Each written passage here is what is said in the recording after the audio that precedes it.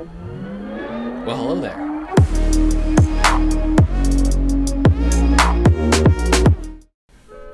My name is Purple Pancakes, and I'm here to once again complain about Overwatch. I've been waiting a while to make this video simply because I wanted to perfect the script and make sure that I was in a stable place where I was sure I was going to be able to edit it after I filmed it. As you can see, this is a new setup for me if you've paid attention to the backgrounds of my videos at all. I recently moved to Texas for college, so I'm here now, and I'm going to make this video now. I recently decided to stop playing Overwatch altogether, at least for the time being, in favor of actually enjoying my life and my time spent playing video games. I still wanted to make this video, however, because I see a lot of widespread complaining about this throughout multiple communities, but I never really saw any organized thoughts projected onto the Overwatch scene. There have been rants here and there by people on live streams, and of course, Sam Mito's amazing shirtless Twitter rants about Moira. However, I've never really seen an organized list of things that are wrong with the character that analyze why she ruined Overwatch. You read the title, you know I think she ruined Overwatch, that's not a surprise. So, here's my 2 cents about the most stupidly broken and fundamentally game-breaking hero that's ever been added to Overwatch. Moira.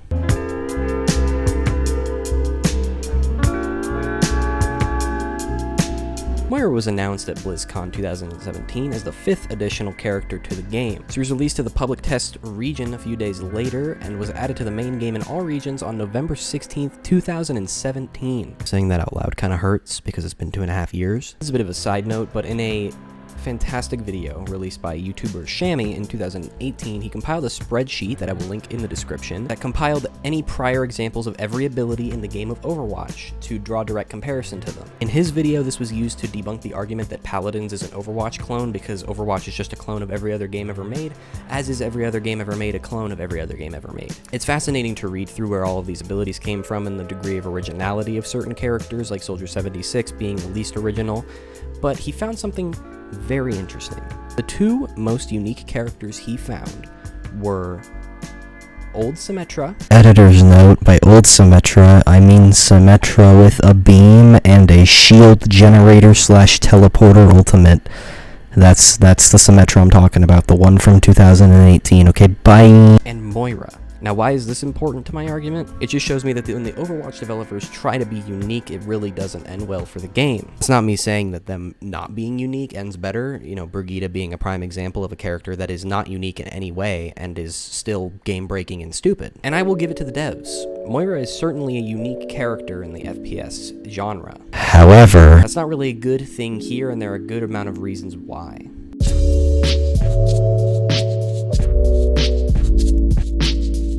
Let's talk about Moira's healing, shall we? Moira's ability to heal her team at a fast rate is unmatched in the game of Overwatch, only rivaled by Ana. Now, this means that you could play either one if you're looking for an absurdly high amount of group healing, in theory. However, in practice, the difference between her and Ana is that one of them takes a lot of skill, and the other one is Moira. If you don't want to put a lot of effort into the group healing, and you don't mind losing out on the nano boost, Moira is the obvious choice for a group healing. Ana requires a ludicrous amount of aim, precision, technical skill, and game sense to be able to play at a high level. Just look at ML7. He's probably the smartest player to ever play Overwatch, and his main is Ana. On the other hand, Moira just requires, well... This will heal you! This means that anybody with a quarter of their brain left in their skull can left-click into a group of teammates and heal them each for 70 HPS. Healing per second, for those of you who are not informed of the lingo. That's fucking absurd. That number used to be 65, but because the Overwatch devs are all lobotomites, they thought that they needed to raise her healing ability to compensate for the fact that they were nerfing her damage in the most recent update of Overwatch, but I'll get to the damage she deals later. She received compensation for a nerf to her damage by a buff to her healing. Meanwhile, they will nerf characters like Doomfist with no compensation because DPS mains are treated like the scum of the earth to the Overwatch developers. But that's a topic for another day. This video is not about the DPS mains. That's not all for her healing power, however. Oh, no, you thought that was it. She can also throw an orb of healing that does an additional 75 HPS for up to 300 HP or for 7 seconds, whichever comes first. This means that once Moira's piss meter is depleted, you can just throw an orb of healing for even more healing per second in your group. Granted, this is only for up to 300 health total, so it's not that ludicrous if you're not going to be pissing alongside of it. However, any Moira worth half her shit is going to be managing her piss meter and her cooldown so that she can constantly be facilitating healing to her team. And of course, this is not counting the fact that you can just suck somebody off to get your piss back. That sounds really weird if you don't know what I'm talking about. Wow. And if that wasn't enough, her ult also heals for 140 health per second, while also increasing her movement speed, dealing damage to enemies, penetrating through teammates and enemies, and healing Moira herself. It also lasts long enough that by the time you run out of your ult, your piss gauge will be close to fully refilled. This means that a Moira that's even mildly skilled at the character can be managing her cooldowns, piss meter, and ultimate charge to be constantly outputting healing into her team, as well as damage into the enemy. The only weakness being that if somebody's really far away, they have to come towards you to get healed. But that doesn't matter because Moira can just fade to her teammates, or walk forward and then fade out. God. Now I will address that the devs are trying to change Moira for the better in the experimental card by addressing some of the issues people had with her damage output and her biotic orb. But we've only just begun talking about her issues.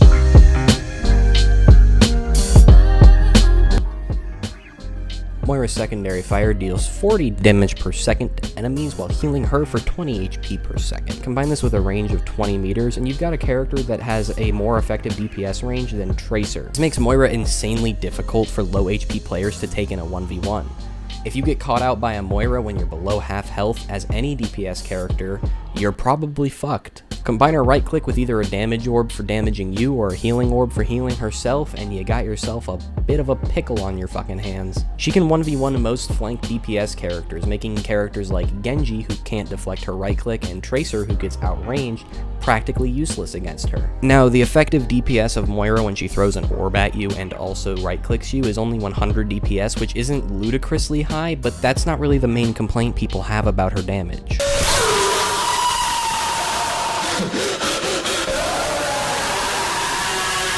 Overwatch is, at its core, a first-person shooter. So it might be shocking for you to learn that Moira's right-click and her damage orb both automatically lock on to opponent. This means that if a Moira player has the effective aim of somebody with Parkinson's, she can still output a decent amount of damage to the enemy.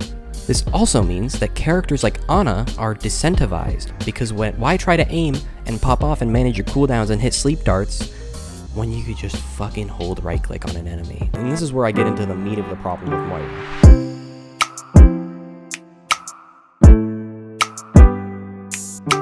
She's too fucking easy! You can climb SR for basically free with Moira because her skill ceiling is about here and her skill floor is in Satan's wine cellar. This means that lower skill players are getting into higher SR games, which means that when they're forced to not play Moira, they're going to be shit at whatever other character they choose. This means that higher rated games are getting thrown by people who don't belong in those elos. This became a problem when Mercy was super powerful, and it was so easy to climb with Mercy that people that probably belong in silver were getting up to even diamond or master, but never has it been more apparent than with Moira.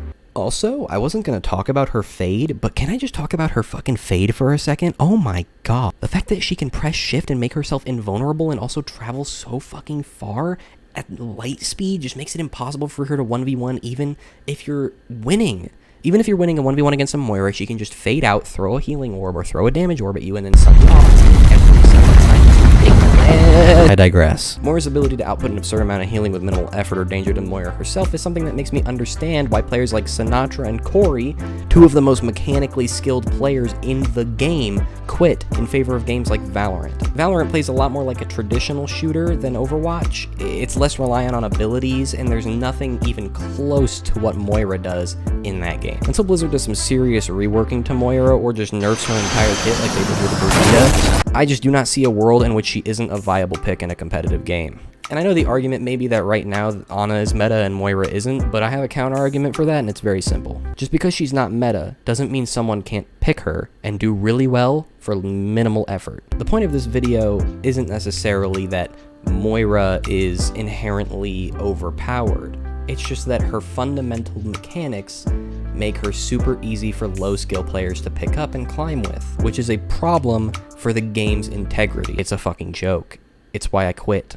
Her ult charges too fast, it's basically a cooldown. Her skill floor is so fucking low that it makes it so anybody who's never played an FPS game before can pick up an Xbox controller and get to fucking Overwatch League on Moira. Her kit disincentivizes people from playing higher skill heroes and more fun heroes like Ana or Zenyatta. And if characters like Moira keep getting added to the game, I don't see it lasting much longer. They just lost the Overwatch League MVP to a game that was in closed beta. If that doesn't mean changes need to be made, I don't know what does. Maybe you're a Moira main. If so, you've probably already disliked this video and clicked off. And if not, thanks for hearing what I had to say. I hope I didn't shit on you too hard. A lot of people aren't Moira mains by choice, they're Moira mains by necessity, and I understand that. And I'm so sorry. To all of you that have converted into being Moira mains, wow. That fucking sucks. No matter who you main in Overwatch, I hope you enjoyed this video. Maybe consider leaving it a like. And also watch out for that damage orb behind you. It's bouncing off it's coming for you.